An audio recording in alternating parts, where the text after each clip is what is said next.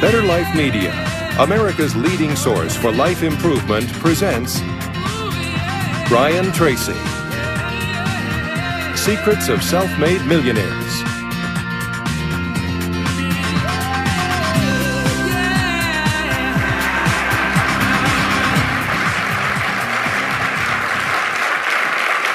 Thank you. Thank you. Thank you for being here. I have some good news for you. More people are going to make more money in the next few years than have been made in all of human history. In the year 1900, there were 5,000 millionaires in America. In the year 2000, there were 5 million millionaires. That's an increase of 1,000 times. Now, there was a leveling off in 2001, 2002. In the last 2 years, the number of millionaires has jumped 33%. It's jumped to 8.2 million millionaires in America, and virtually all of them are self-made, which means they started without a pot to you-know-what in or a window to throw it out of. And they've made it in one generation. When we look at the wealthiest people in America today, Warren Buffett, Michael Dell, of course, Bill Gates, Paul Allen, and the Walton family, all first-generation multi-billionaires. We have a $12 trillion economy today that is growing at the rate of $500 to $600 billion a year, and all that money is going through somebody's fingers, and your job is to make sure it goes through yours and some of it sticks. Is that a good goal for today? And my job is to show you how to do it. The good news is that all the answers have been found. Self-made millionaires have been studied exhaustively. They've been analyzed. They've been interviewed by the hundreds of thousands and millions. And what we know is exactly who they are and what they do and how they think and how they tick and the decisions they make and the things that they do and they don't do. And the wonderful thing is this: if you do what other successful people do, you eventually get the same result that they do. Now, some people say, well, I started off without any money and I don't have any money now. Well, join the crowd. Nobody's got any money.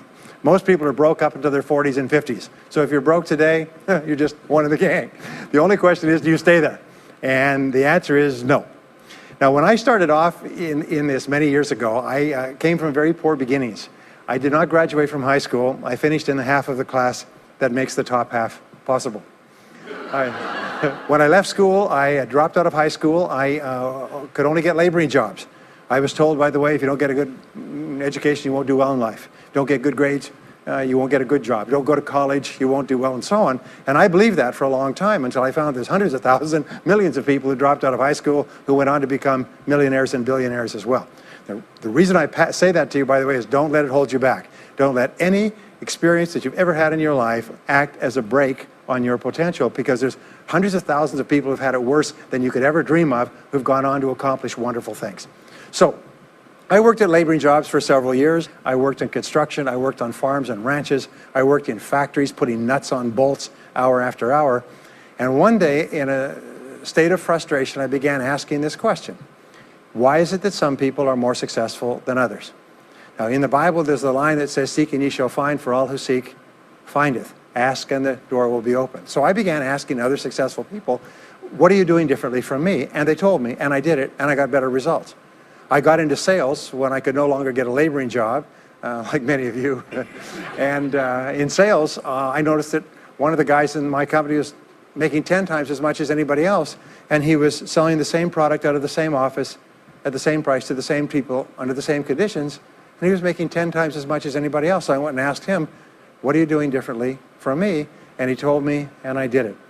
Now, what I discovered, which changed my life and which brought us here today, is I discovered the law of cause and effect. The law of cause and effect, sowing and reaping, action and reaction, is the great universal or iron law of the universe. What it says is that everything happens for a reason, is that there are no causeless effects, is that even if we don't know what is causing the effect, we trace it back. It's the basis of the scientific process, of all medical research, of all marketing, of all business, is if you can define an effect that you want, you can trace it back and find somebody who at one time did not have that effect, and then find out what they did, and then do the same things, and you eventually get the same results. We say that success is not an accident. Failure is not an accident. Success leaves tracks.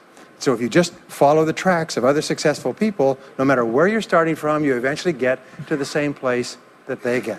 Well, this was a shocker for me, because, and I learned later in psychology, by the way, that one of the two most important things we need to have to be happy and healthy is a sense of control, a feeling that we are in control of our lives, that things are happening for a reason, and a sense of coherence. a feeling that things fit together. Well, when I realized the law of cause and effect explained everything, I got, wow. So in sales, I went to the top of my sales force. I read and I learned, attended courses, and especially I applied what I learned. And then when I got into sales management, I again read the books and took the courses and asked for advice. And when I got into real estate and importation and development and manufacturing and distribution and a whole series of businesses over the years, the first thing I did is I asked, how does it work? How do people succeed in this field? And then I buried myself and immersed myself. I spent hours and hours and hours studying, and then I did what the most successful people did. Interesting point. We say that nature is neutral. In other words, nature doesn't care who you are. It doesn't care if you're tall or short or male or female or black or white, educated or uneducated. Nature doesn't care. All that nature cares is that you do what successful people do. It's like making a recipe. Nature doesn't care if you follow a recipe. If you follow the recipe exactly, you get the dish. Nature doesn't care who's doing it. And that's the wonderful thing about our society. It's basically like justice. It's blind, is nature doesn't care. In fact, there are a lot of people who are not as smart and not as talented as you who are doing vastly better than you, not because they're better, but because they're just following proven success methods. There's nothing that will make you madder than to see somebody who's dumber than you, who's making more money than you, right? Have you had that experience? So what we do is we use proven success methods. We just find out what they are, and we do them over and over again. Quick point, nothing works the first time, okay? Please understand that. Nothing works the first time. What is the average number of times that a person tries with a new goal before they give up? Can you guess? Well, the average is less than 1, because most people give up before they try even once. They say, that's a great goal. I'd love to be financially independent, and then they give up. They don't even try. They say, but I couldn't because of this and because of that and so on. And then they move away to a wonderful place called Someday I'll. You ever heard of Someday I'll? Someday I'll start saving money. Someday I'll get out of debt. Someday I'll lose weight. Someday I'll start a business. Someday I'll get serious about my finances. And most people live on Someday I'll. Your job and my job is to vote yourself off the island, right? And we start taking control of our lives. Well, about some years ago, I was called by a major businessman, and he asked me if I would do a talk for his 800 entrepreneurs that own separate franchises within his organization on how to become a self-made millionaire. And I said, sure. When you're a young speaker, you agree to speak on any subject. Sure, I'll speak on that subject. Now, I was just like most people. When I was young, I wanted to be a millionaire by the time I was 30. And when I hit 30, I put it off to 35. And as I got to 35, you put it off to 40, and then you kind of just don't look at it anymore. You forget about it and feel the deck is stacked against you. Well, I was about 38, 39 when he called me up and asked me. I said, sure, no problem. And I said, now, what do I know about self-made millionaires? And this is a shocker. I didn't know anything. Oh, I knew that they had more than $1 million, but that's a real basic piece of knowledge, you know. So I started thinking, what do I know about them? So I began to study them. And that's when I found out that they've been studied so thoroughly, is we know everything there is to know about them. They are a source of incredible fascination. And there's 50 years of research. So I began to read the studies and find out where they came from and what they did and how they thought and where they started and the decisions they made and the kind of people they were. One of the things that I learned, by the way, is that becoming a self-made millionaire is not the important thing. What is really important is the person you have to become a self-made millionaire. You have to become a totally different human being. One of my friends says that in order to achieve something you've never achieved before, you have to become someone you've never been before. And it's a really important insight, is the qualities that you need to develop, qualities on the inside to become a self-made millionaire, are incredible qualities that make you a vastly better person. Not only better in terms of character, determination, discipline, decision-making, strength, and so on, but they make you a far better person. They round out your character in a far better way. So the real payoff of becoming wealthy is not because you can eat more, because how many more meals can you eat? How many more clothes can you wear? But it's the kind of person that you become, and then the kind of people that you associate, the kind of life that you have. And so the things that we're going to talk about now, and I know that you're some of the smartest people in our country, so I'm going to give you these ideas very quickly, like dealing cards. What I found in my research is that there's a series of qualities that self-made millionaires have. If you have these qualities, your success is virtually guaranteed. And if you don't have these qualities, the qualities are learnable. Point number one is that all business or sales skills are learnable. All financial skills are learnable. If you can drive a car, you can learn any skill. If you can drive a car, you can learn the skill. Now, number two is you're probably only one skill away from doubling your income right now. you're probably only one skill away from setting yourself on the road to becoming a self-made millionaire. That turns out to be the case for almost everyone. And if you don't know what that skill is, maybe over the course of the time we spend together, it'll jump out at you. But whatever it is, you've got to find it out and go to work on it, because it is learnable. It's a learnable skill. People say, well, I've never been very good with money. Well, get over it. The fact of the matter is, you can learn what you need to learn to achieve anything that you want to achieve. So, the success secrets of self-made millionaires. Give yourself a score of 1 to 10, and if you are weak on one of these, it can be enough to hold you back. If you're strong on all of these, then there's no limit to what you can accomplish. The first is to dream big dreams. Dream big dreams. Practice what is called back from the future thinking and project forward. Develop a vision of yourself as happy, healthy, wealthy, thin. Practice what top people practice, which is what is called idealization. You project forward several years and you imagine that your life is perfect in every way. Imagine that you have no limitations. Imagine that you have all the time and all the money and all the friends and all the contacts and all the education and all the experience, and that you could be or have or do anything you want in life. If you could, what would it be? If your life were perfect in 5 years, what would it look like? How much would you be earning? How much would you be worth? What kind of a family life would you have? What kind of health would you have? What kind of car would you be driving? What would your life be like if you could wave a magic wand and make it perfect in every way? Now, what we have found is this is the starting point of great riches, and it's the starting point of great success in life, is for you to have a dream or a vision of a wonderful future. Here's an exercise that we give people in our audiences, is take a sheet of paper and make up what is called a dream list. Now, imagine this is kind of like a kid's Christmas list, and that it just allows you to just run wild and just write down everything that you could think of that you could possibly want. I had a friend who I taught this to, and he got so excited about it, he bought a spiral notebook, and he began writing. And he'd go through the newspaper, and every single thing he saw in the newspaper that was nice, he wrote it down as a goal. He ended up, first time through, with 330 goals. By the end of the month, he had 500 things that he wanted. The interesting thing was that his life exploded. He activated the law of attraction, and he began to attract into his life people, circumstances, ideas, resources, insights that began to move him toward the accomplishment of the goals and began to move the goals toward him. Number 2 is to do what you love to do. Whenever you find people who are really successful in life, they're people who do what they love to do. They love their work. The great rule for success in life is to find something that you love to do and then find a way to make a living doing it. Now, when you find what you love to do, it'll be something that gives you energy, it motivates you, it enthuses you.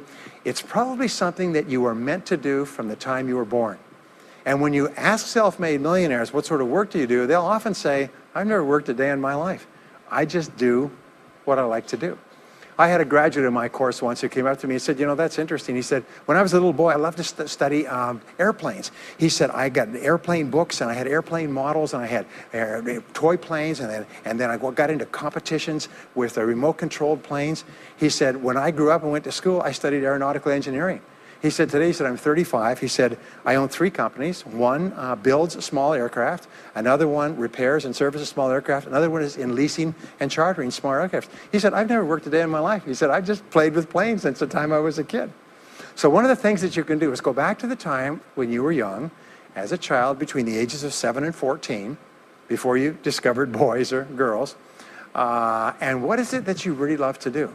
And you'll often find that within that is something you're supposed to do as an adult. Number 3 is commit to excellence.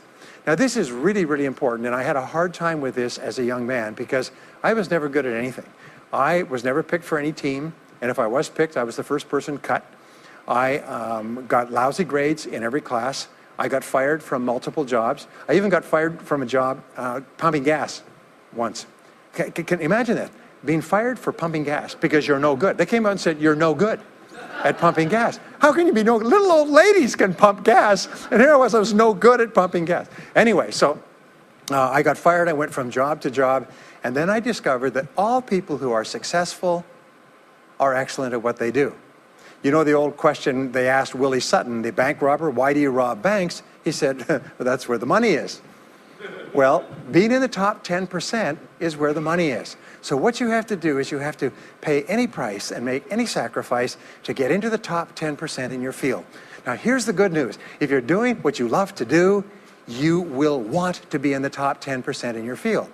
If you don't want to be excellent at what you're doing, it means you're in the wrong field. It just means that you're marking time, you're treading water. And there's a lot of people who are in their field and they do their job and they go home at night, they don't think about their work and so on. And this kind of an attitude means that you have no future. You have a very shaky present. That crackling sound you hear is the ice breaking under your feet, okay? And you have no future, because if you're not doing what you love to do and throwing your whole heart into it, you're just marking time. But everybody is designed so that there is something that you love to do that you can do well. And the fact that you love it means that you probably have the ability to excel at it. So make this decision to get into the top 10%. And let me tell you what changed my life. Here I was struggling in my late 20s, and I learned this. It was a breakthrough thought. Is that everybody's in the top 10% started in the bottom 10%. Everybody who's doing well was once doing poorly. Everybody who is at the top of your field today was once not even in your field at all and didn't even know it existed. What that means is that if you're willing to pay the price and work hard and make the sacrifices, you can get into the top 10%. Now, how long does it take? It doesn't take a week or a month. Most people are really impatient. And to achieve mastery in your field takes 5 to 7 years. People say 5 to 7 years. Geez, I'll be 5 to 7 years older before I start enjoying the big rewards. Well, how much older will you be in 5 to 7 years anyway? Now, here's an important point. Are you ready? The time is going to pass anyway. The time is going to pass. 5 to 7 years from now, 5 to 7 years will have passed. The only question is, are you going to be at the top of your field, or you're still going to be down there with the mediocre 80%? And the wonderful thing is this is nobody's better than you, and nobody's smarter than you. If anybody else is at the top of their field, it means that you can be at the top of your field. Just go to them and find out how they got there, because they started at the bottom.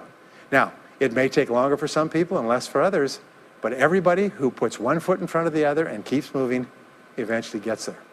And that's where all the rewards are. And not only that, that's where all the joy in life is. When you're really good at what you do, you feel wonderful about yourself. You're respected and esteemed by everybody around you. You can write your own tickets. You can open any door when you're good at what you do. Because you get up in the morning and you know you're good. And that is more important than the rewards that go with it. The next key is to develop your unique talents and abilities. Every single person is designed from infancy with special talents and abilities that if you develop them to their height can enable you to accomplish anything you want in life. Everyone is genetically structured to be able to do something superbly, to do something they enjoy, to do it well, and to get great satisfaction from it. Peter Drucker often asks the question, what are you good at? What are you good at today? What should you be good at? What could you be good at? What will you be good at?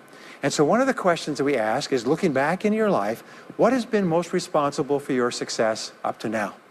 What has been most responsible in the past? What is it that you have done that has gotten you the best results? Because as we said before, success leaves tracks. And if you look back into your past, you'll often find indicators that guide you to your future. Do you remember that fellow that won $300 million in the lottery? He was a high school physics teacher. And they asked him what he's going to do with it. He said he's going to take a week off and then get back to work because he doesn't want to give up his job teaching high school physics because he loves his work so much. That is a person who's in the right place for him. And now he can just drive to it in a nicer car. Anyway, now the next key to becoming a self-made millionaire is to see yourself as self-employed. What we found is the top 3% of adults in our society see themselves as self-employed. They see themselves as in charge of their own lives. When I started off my career as a young man, I was 21 years old, working as a construction laborer, living in a one-bedroom apartment, broke, taking buses 2 hours every morning to get to work, and buses 2 hours to get back. I still remember that, and I still remember a light going off one evening. I was sitting there in my little apartment, in my little kitchen alcove, and I suddenly realized that I was responsible, that I was in charge of my own life, that no one was coming to the rescue. And it was one of the great turning points in my life. So what you find is that all exceptional people are highly responsible people. They look upon themselves as self-employed. Sometimes I'll ask an audience, I'll say, how many people here are self-employed? And some people will raise their hand and some won't. I'll say, now what's the true answer to this question? And the true answer is that everyone is self-employed. The biggest mistake you could ever make is to ever think you work for anyone else but yourself. Even if someone else signs your paycheck for you all your life, The most valuable people in any organization are the people who treat the company as though it belongs to them. They see everything that happens as affecting them personally. They're not the 9-to-5ers, the no-hopers that say, yeah, well, I go to work. When I'm not at work, I don't think about my work. These people, somebody has told them that's a clever way to think. It's the way losers think. Winners think about their company, and when they're not there, they think about how they can do it better. When something happens in their company, they take it personally because they see themselves as highly responsible. As a result, they're paid more, they're given more educational opportunities, they're promoted faster, and these are the people that eventually, like cream, rise to the top of every organization and every industry, the top 3%. The next key to becoming a self-made millionaire is to develop a clear sense of direction. Developing a clear sense of direction means that you need to become intensely goal-oriented. We find that all successful people are goal-oriented. There's an old saying, you can't hit a target that you can't see. You've got to know what you want in every area of your life. Some years ago, I worked with the Hunt Oil Company in Texas. The Hunt Oil Company was founded by H.L. Hunt, who became the wealthiest, self-made, multi-jillionaire billionaire in the world. At his peak, he owned 200 companies and had a royalty income of $3 million a day. Most phenomenal man, by the way. And he was interviewed by a friend of mine on television before he died in the early 70s. And he was asked, what are the secrets to success? He said, the keys to success have only been two through all my life, and I will tell you what they are. He said, number one, he said, decide exactly what it is you want and write it down and make a plan to achieve it.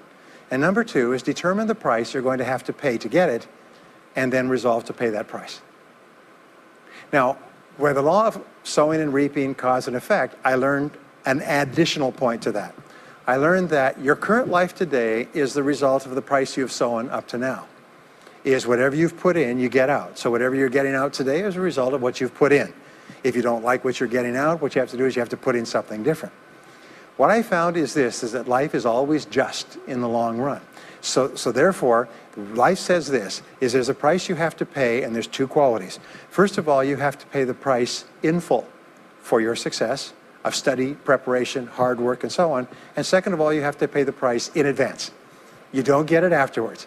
The way the world works is first you put in what you need to put in, and then you get out the rewards. So you have to ask yourself, what is the price that you have to pay to achieve the success that you desire? And you have to write it down and make a plan and work on it every day. Now let me give you a quick exercise, which is my only take-home or homework exercise for our time together. I want you to take a piece of paper like this and write down 10 goals that you'd like to accomplish in the next 12 months.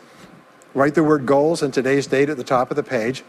Write down 10 goals you'd like to accomplish, and then ask yourself this great question.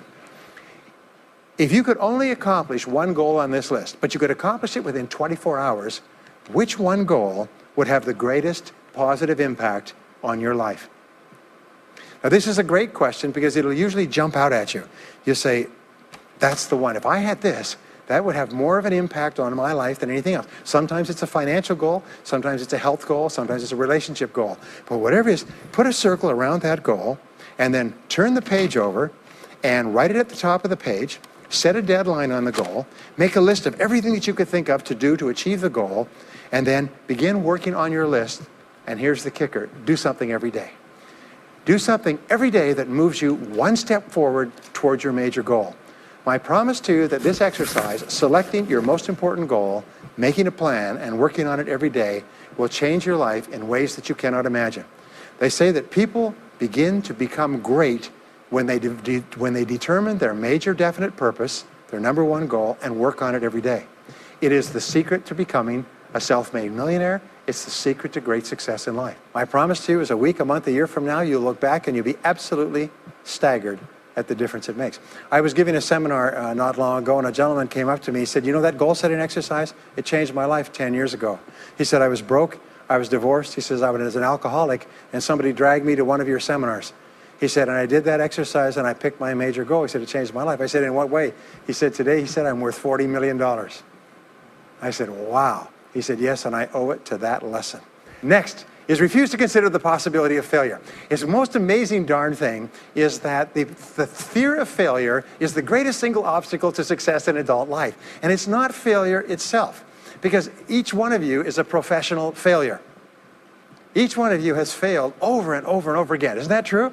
All of us fail. All human beings fail over and over. 9 out of 10 things that we try don't work out the way we expected. We have failures in relationships and in jobs and in careers and investments and everything. It's not the failure that holds you back. The failure makes you smarter. We say that it is the fear of failure, not failure, that holds you back.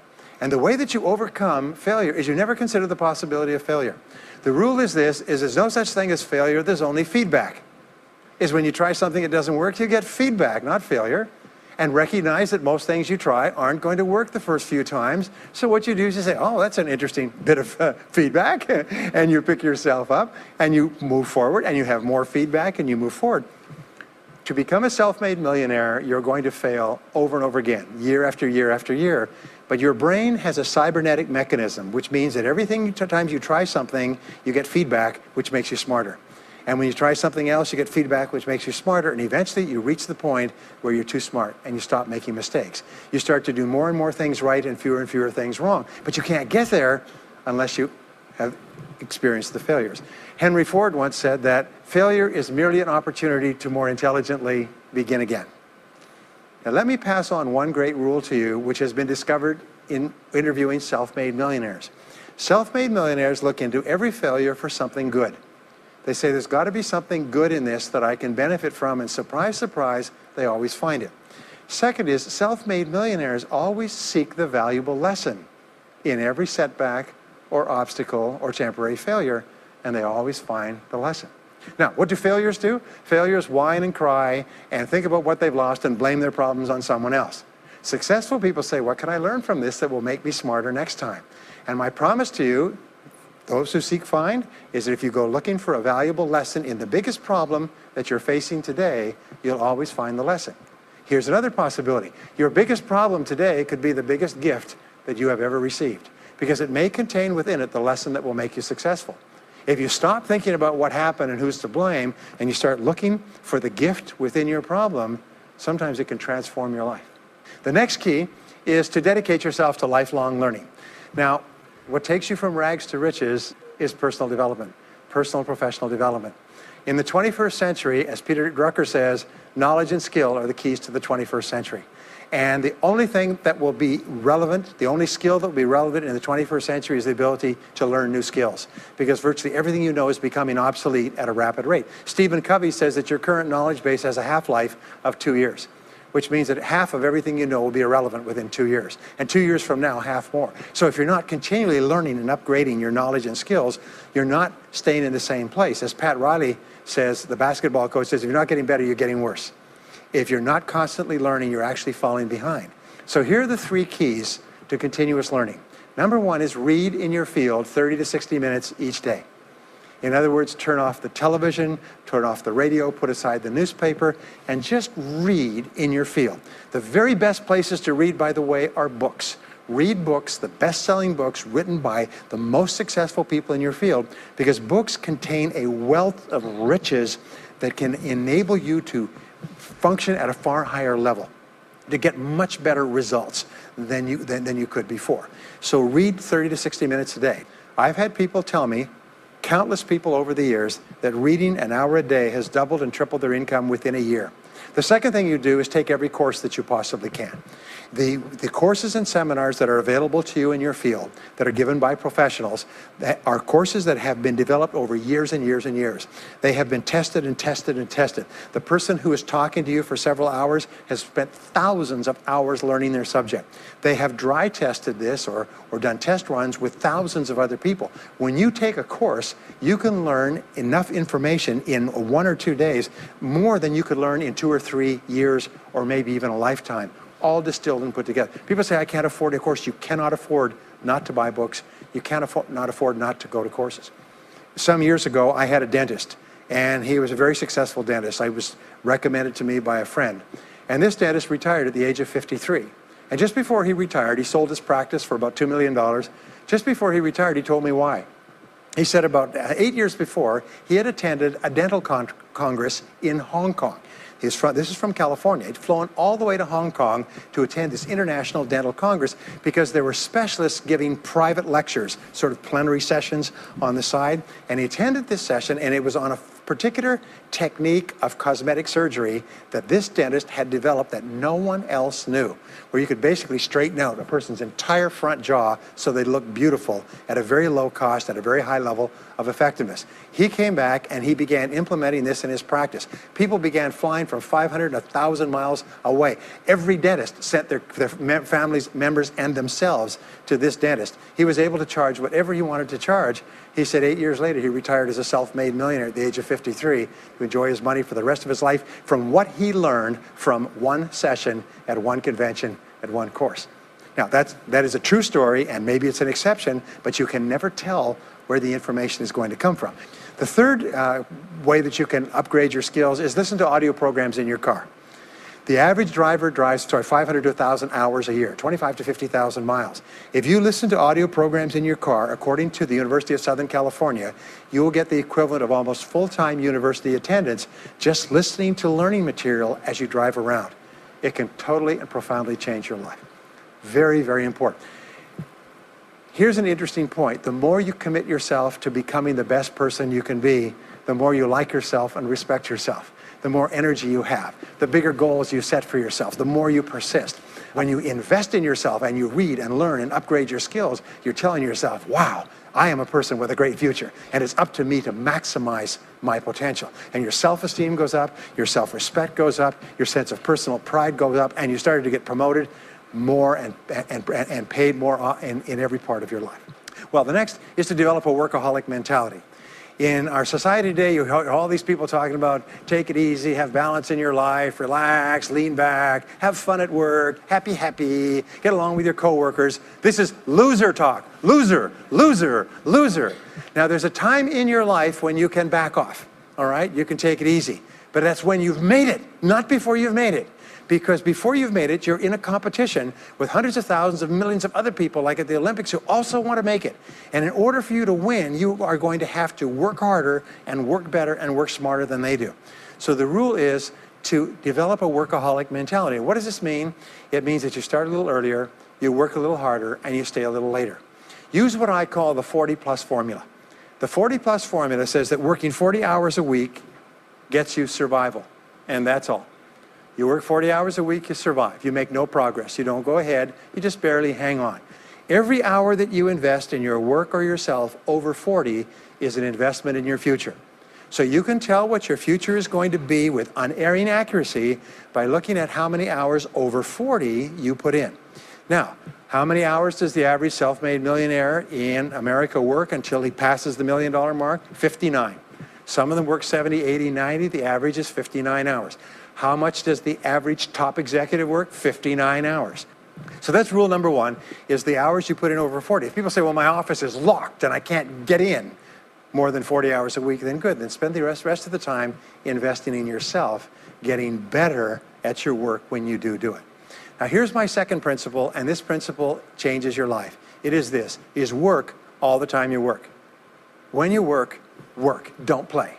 Fully 50% of working time today is wasted, and it's wasted in idle conversation, personal business, family phone calls, surfing the internet, reading the newspaper, drinking coffee, long lunchtimes, coming in late and leaving early. And then the other 50%, you're scrambling because you're behind because you wasted so much time fooling around. Now you start to work, and you don't work on high priority tasks. You try to get rid of all the little stuff.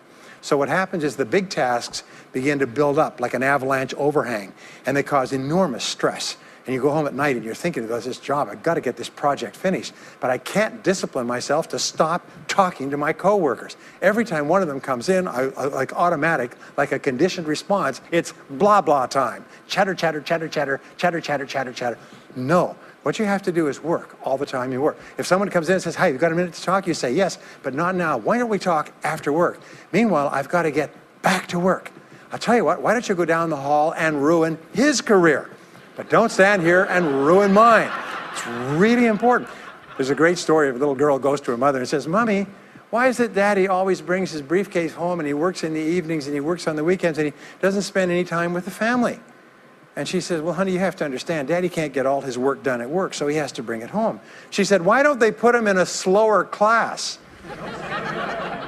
Next key is to get around the right people. This is a key for becoming a self-made millionaire, is get around the right people. Dr. David McClellan at Harvard did studies for 25 years looking into why it is that some people succeeded greatly in life. What he found was as much as 99% of your success in life is going to be determined by what he called your reference group. Your reference group are the people with whom you habitually associate. They're the people that you associate with at work, the people you associate with home, your church, your political party, your social circle. What he found in working with people is that changing a person's reference group totally transformed the way they think. Why? It's because we are like chameleons and we absorb through the skin the attitudes, the opinions, the behaviors, the style of dress, the style of speech of the people with whom we associate most of the time. If you start to associate with winners most of the time, you find that they have a totally different worldview. They're positive, they're upbeat, they're focused, they're learning, they're growing, they're positive of what they're doing, and you start to become like that. We know that our relationships determine 85% of our happiness or unhappiness in life. In other words, if you have bad relationships, personal relationships, they will drag you down worse than a sea anchor. If you work for a bad boss, it'll destroy all your joy in work. If you have one negative coworker, they found that one negative person in an office can cast a blackness over the whole office because of his or her negativity. And so the most important thing you do is you choose your relationships with care and only associate with people that you like and respect and enjoy being around. Next is be prepared to climb from peak to peak. One of the keys to becoming a self-made millionaire is to realize that life is never one continuous train. It's always up and down. So it goes up. Like if you climb a mountain peak, you have to go down into the valley before you climb the next peak. So all of life is cycles and trends. All of life is cycles and trends. And there's up cycles and there's down cycles and there's up trends and there's down trends. The question is, what is the general direction of your trends? We say this, is that life is 2 steps forward and 1 step back. Successful people focus on the 2 steps forward and then they protect themselves on the downside. They build up cash reserves. They put in stop loss orders on their stock market. They very carefully watch what they're doing. So they try to maintain that 2 steps up and then make sure that the 1 step back is not so far. And then they want to make sure that this curve is generally upward so that each time there's a step back, they're still further ahead than they were before. The next one, which is to develop resilience and bounce back. Developing resilience and bouncing back is one of the key qualities of self-made millionaires because, as I said right at the beginning, most things won't work. This is a very interesting point, is that you're going to be knocked down over and over again. And what we know, as my friend Charlie Jones says, is you have to bounce, don't break. And when things go wrong, bounce. And so what I learned many years ago was this interesting technique of what is called mental rehearsal. And mental rehearsal says that you mentally prepare for the inevitable downturns before they occur. So you say, all right, in the course of life, things are going to go wrong, but when they do, I'm not going to become upset. I'm not going to get mad or angry or anything else. I am just going to take it and learn from it and pick myself up and keep going. Sometimes I ask this question, does anybody here have any problems? Everybody says yes, everybody's got problems. Well, here's the rule, is all of life is a continuous series of problems. They never end. The problems just keep on coming, like the waves of the ocean. The only break in this unbroken series of problems will be the occasional crisis. So life will be problem, problem, problem, problem, problem, problem, crisis. Problem, problem, problem, problem, problem, crisis. It's like the waves of the ocean. 6 problems and a crisis, 6 problems and a crisis. Which means that everybody here is either in a crisis right now, has just gotten out of a crisis, or is just about to have a crisis. So what we have found is this, the hallmark of superior people, 30 years of research, is how you respond to a crisis. How you deal with problems and how you respond to a crisis. And what we have found is this, is superior people look for the solution to every problem. They don't allow themselves to become upset and angry. When something goes wrong, they say, okay, what's the solution? And they become intensely solution-oriented. When you have a very intense problem, that stimulates creativity to solve the problem. So what you do is you write and define the problem clearly. If you have a problem, you say, wait a minute, what is my problem? What is it that I'm worried about? And write it down. And the very act of defining a problem clearly often triggers the solution to the problem. One last technique that I want to give you with regard to your major definite purpose. And if you only do these two things as a result of our time together, they will transform your life. You've already identified the one goal that can have the greatest positive impact on your life. Now what you do is you take that goal and you write it at the top of a page in the form of a question. And you say, let us say your goal is to double your income. That could have a major impact on your life. You say, what are all the things that I could do to double my income in the next 12 months? Write it as a clear question. Even better, if you're earning $50,000 a year today, write, what could I do to earn $100,000 over the next 12 months? The more specific the question, the better. Then you devote yourself to writing 20 answers to this question. You must write a minimum of 20 answers. Work harder, work smarter, start earlier, stay later, change occupations, upgrade my skills, whatever it is, keep forcing yourself to write till you've written 20 answers. We call this mindstorming. The first 3 to 5 answers will be easy. The next 3 to 5 answers will be difficult. The last 10 answers will be incredibly difficult. But I have given this exercise to people who've gone on to become millionaires so many times I've lost track, because they often find that the 20th answer changes their whole life. And if you've ever done this once, it's absolutely staggering. More people have become millionaires with this simple idea of mindstorming, what I call the 20 idea method, than any other single method of creative thinking ever discovered. Once you've got your 20 answers, pick one answer and take action on it immediately. Once you've got, it doesn't matter what it is, just take one answer and take action on it, and that will keep you thinking and acting creatively all day long. The next key to becoming a self-made millionaire is to become an unshakable optimist. An unshakable optimist means that you think and talk about what you want most of the time. Optimists think and talk about what they want. They look for the good in every situation. They seek the valuable lesson. They're constantly feeding their mind with great ideas, which opens up new perspectives. What I have found is that optimists have 3 wonderful qualities. Number 1 is they learn more things. As a result, they dramatically increase the likelihood that they will learn the right thing at the right time.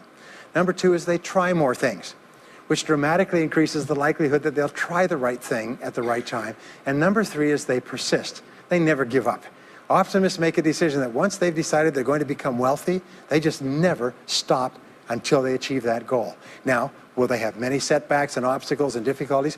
Do you know that almost everybody succeeds in a different direction from what they originally intended or from what they originally thought? But they just keep going. Almost like a football player running down the field, running, blocking, changing, moving back, forward, continually, but never loses sight of the goal. So optimists learn more things, try more things, and persist longer. I want to leave you with the last 2 qualities of self-made millionaires. Second to the last quality is that they develop the qualities of courage and persistence. I said before, the biggest single obstacle to success is the fear of failure. The antidote to the fear of failure is the habit of courage. And what we know is that you need 2 types of courage to succeed. The first type of courage is the courage to begin. It's the courage to launch with no guarantees of success. Someone once said that if all obstacles must first be removed, nothing will ever get done. So successful people are willing to think, plan, make decisions, and then take action with no guarantees. We say leap and the net will appear. Take action with no guarantees and then learn. The second part of courage is the courage to endure. It's the courage to persist. It's the courage to keep on keeping on. It's to make the decision in advance that you will never give up. No matter what happens, you will never give up. You will get knocked down over and over again, but you'll never give up. And the interesting thing is if you make that decision in advance, you'll find yourself continually bouncing back. So courage means the courage to begin and the courage to endure. And the final quality of self-made millionaires, and Napoleon Hill called this the master key to riches. After studying 500 of the richest people in American history, he said it's the quality of self-discipline. It's the ability to make yourself do what you should do, when you should do it, whether you feel like it or not. The quality of self-discipline is the quality that will make you a big success. It's the ability to force yourself to do what you know you should do. And here is the wonderful discovery. Is persistence is self-discipline in action. Every time you persist, you build your self-discipline. Every time you practice self-discipline, you build your ability to persist. And the 2 of them are tied into your self-esteem. So the more you persist, the more you like yourself. And the more you like yourself, the more discipline you have. And the more discipline you have in practice, the more you like yourself. As a result, the more you persist. And eventually you get onto an upward spiral where you become absolutely unstoppable. You reach the point where you know you can achieve the goal and nothing in the world can stop you. And every step that you take forward makes you stronger and stronger and stronger until finally people say, I know one thing about him, I know one thing about her. You cannot stop him or her. Once they decided they want something, they will not stop until they get it. And when you develop that quality, there will be nothing that is impossible to you. So let me just leave you with these last points. We're living at the very best time in all of human history. More people are going to make more money in the next few years than have ever been made in all of human history. More people are going to become millionaires and are becoming millionaires today at a faster rate than we've ever thought possible. And no one is better than you and no one is smarter than you. And if you do what other self-made millionaires do, then nothing in the world can stop you from eventually getting the same results as other self-made millionaires. And I hope you do. Thank you very much.